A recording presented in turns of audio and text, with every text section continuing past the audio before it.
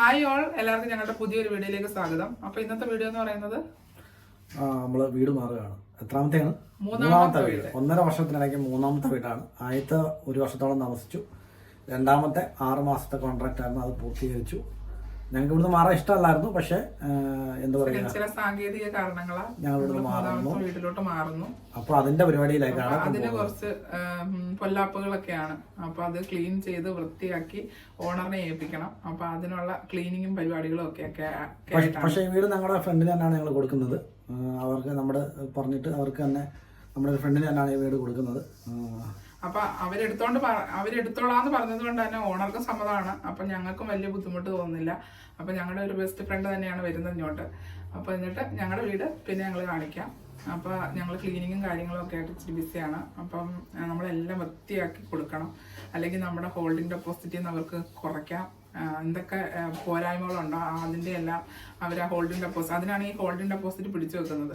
അപ്പം അതിനകത്ത് കുറയ്ക്കാം. നമുക്ക് ആദ്യത്തെ പ്രാവശ്യം എനിക്ക് തോന്നുന്നു 170 പൗണ്ടോളം നമ്മളെ കുറച്ചെന്ന് തോന്നുന്നു. ഞങ്ങൾ നല്ല വൃത്തിയാക്കി അടിപൊളിയാക്കി ഒക്കെ തന്ന മാതിരിയാണ് കൊടുത്തത്. കട്ടം വരെ പുതിയത് മേടിച്ചിട്ടാണ് കൊടുത്തത്. പക്ഷെ 170 രൂപ കുറച്ച് എന്തൊക്കെയോ കുറച്ചത് അതുകൊണ്ടല്ല, കുറച്ചത് പുള്ളിക്കാരൻ ആദ്യം ഫുൾ പൈസ തരാന്ന് പറഞ്ഞു. അതിനുശേഷം എന്തൊക്കെയോ ഓണർ അങ്ങനെ പറഞ്ഞു ഇങ്ങനെ പറഞ്ഞ ഏജൻസി നമ്മുടെ കയ്യിൽ നിന്ന് 170 പൗണ്ട് കുറച്ചു. ഇപ്പൊ ഇതിനകത്ത് എത്ര കുറയ്ക്കുമെന്ന് അറിയത്തില്ല. എനിവേ നമ്മൾ വെയിറ്റ് ചെയ്യുന്നു, നോക്കുന്നു, ചെയ്യാൻ തുടങ്ങുന്നു. ഇത് 2 ബെഡ്റൂം തന്നെയാണ്. അപ്പൊ ഞങ്ങൾ മാറുന്നത് 2 ബെഡ്റൂം തന്നെയാണ്. കുറച്ചുകൂടി സൗകര്യം ഉണ്ടായതുകൊണ്ട് പിന്നെ ഹോസ്പിറ്റലിന്റെ അടുത്ത് മോന്റെ സ്കൂളിന്റെ അടുത്തൊക്കെ ആയതുകൊണ്ട് ഞങ്ങൾ മാറാന്ന് വിചാരിച്ചു. അപ്പൊ ആക്ച്വലി ഇവിടുന്ന് മാറുന്ന ഇഷ്ടമല്ല, നല്ല വ്യൂ ആയിരുന്നു. വീഡിയോ ഒക്കെ എടുക്കുമ്പോൾ നല്ല സൂപ്പർ ആയിരുന്നു. പിന്നെ കടയില് അവർക്കൊരു ഷോപ്പുണ്ട് താഴെ. അപ്പൊ അവരൊക്കെ നല്ല ആൾക്കാരായിരുന്നു. നല്ല മനുഷ്യനായിരുന്നു, ശ്രീലങ്കക്കാരുടെ ഷോപ്പായിരുന്നു, നല്ല മനുഷ്യരായിരുന്നു. പക്ഷെ നല്ല ആൾക്കാരായിരുന്നു. നമുക്കൊരു ബുദ്ധിമുട്ടുകളോ ഒരു ഇതൊന്നും ഇല്ലായിരുന്നു. പുള്ളിക്കാരൻ എല്ലാത്തിനും നമ്മളായിട്ട് സഹകരിച്ച് പോകുന്ന ഒരു ഓണറായിരുന്നു. കുറച്ച് ദൂരം നടന്നു പോകണം. അപ്പൊ അകലമൊക്കെ കുറയ്ക്കാം പിന്നെ എന്നൊക്കെ വിചാരിച്ചിട്ട് ഞങ്ങൾ മാറാമെന്ന് വിചാരിച്ചിരിക്കുകയാണ്. അപ്പൊ ക്ലീനിങ് സ്റ്റാർട്ട് ചെയ്യാൻ തുടങ്ങാം. അപ്പം ഞങ്ങൾ ക്ലീനിങ് ഒക്കെ കഴിഞ്ഞ് പുറത്തൊന്ന് പോയി തിരിച്ച് വരുന്ന വഴിയാണ്. അപ്പം ഞങ്ങളുടെ വീടിൻ്റെ ഫ്രണ്ടാണിത്. ഇതാണ് ഞങ്ങൾ താമസിച്ച വീടിൻ്റെ താഴത്തെ കടയെന്ന് പറയുന്നത്. പെട്ടെന്ന് തന്നെ നമുക്ക് അവിടെ കടയിലൊക്കെ ഇറങ്ങി ഓരോ സാധനങ്ങളൊക്കെ മേടിക്കാൻ പറ്റുമായിരുന്നു. ഇതൊക്കെ ഇതിൻ്റെ ഫ്രണ്ട് വ്യൂ നല്ല രസമല്ലേ കാണാനായിട്ട്. നല്ല റോഡ് സൈഡും 2 സൈഡിലും റോഡാണ്, കാണാനൊക്കെ നല്ല രസമാണ്. അവർ നല്ല സഹകരണമായിരുന്നു. അതുകൊണ്ട് ഞങ്ങൾക്ക് ഭയങ്കര ഇഷ്ടമായിരുന്നു. അവിടെ പ്രശ്നങ്ങളൊന്നും ഇല്ലാത്തൊരു സ്ഥലമായിരുന്നു. പാർക്കിംഗ് ഇങ്ങനെ ഇഷ്ടംപോലെ സ്ഥലം ഉണ്ടായിരുന്നു. 4-5 വണ്ടി പാർക്ക് ചെയ്യാൻ സൗകര്യങ്ങളുണ്ടായിരുന്നു. ഇപ്പോൾ ക്ലീൻ ചെയ്ത് മേലെ സ്റ്റെപ്പിലോട്ടൊക്കെ കയറി പോവാണ്. ഞങ്ങൾ ക്ലീൻ ചെയ്തിട്ടിരിക്കുന്നതാണത്.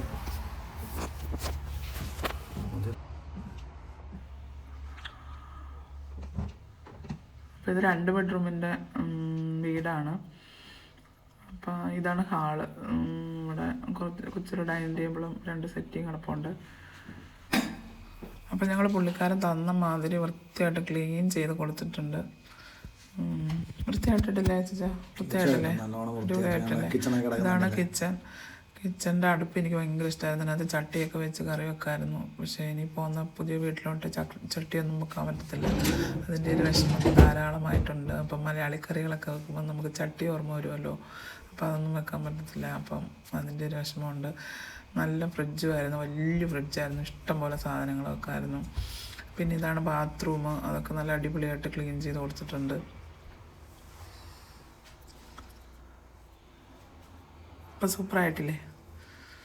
ഇതിവിടെ ഇങ്ങനെ സ്ക്വയർ ടൈപ്പിലായിരുന്നു ബാത്തൊക്കെ എടുക്കാനുള്ള സംഭവം. ഇതൊരു ബെഡ്റൂമാണ്.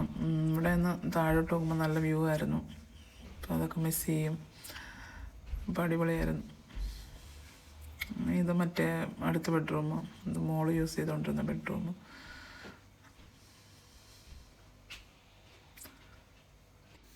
അപ്പോൾ ഞങ്ങൾ കുറച്ച് നേരം വെയിറ്റ് ചെയ്തപ്പോഴത്തേക്ക് ഹൗസ് ഓണർ വന്നു. പുള്ളി വീടെല്ലാം കണ്ടു.